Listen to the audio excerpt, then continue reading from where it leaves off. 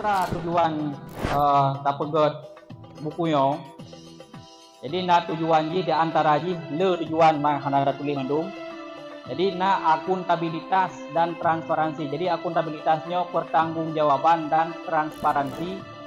Nyo kejelasan tugas masing-masing kita nyo, dan menyonata kelola keuangan juga jelas putra butanyo, kemudian etna batasan masing-masing daripada butanyo.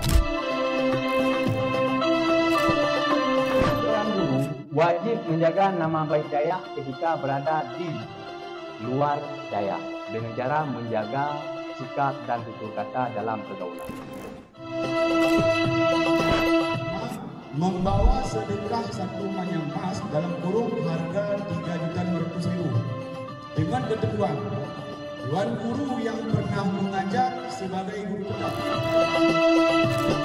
Pulau Kutubah Mahalli untuk kelas 5 dengan PSA dia lanjut Rawai. Di kelas 5 Rawai dia undang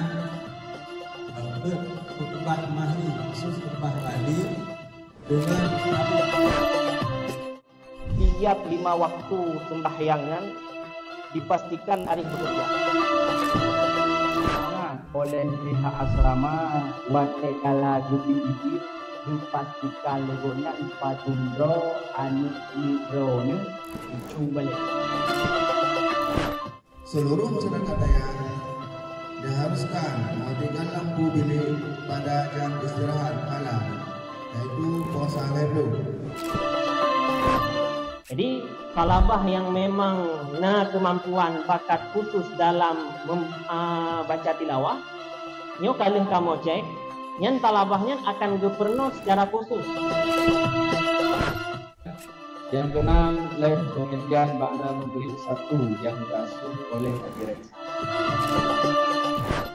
Yang ketiga maklum dari dana pemasukan daripada PHBI setiap tahun untuk Dewan Guru, yaitu sebenarnya untuk 50 yang dibagi 2, artinya 50 untuk perlombaan. Aktifkan sosial media LBM. Nah, jadi Juno sesuai saran dari Wadidi untuk memaksimalkan dakwah yang dilakukan oleh LBM, dan kamu nak aktif sosial media.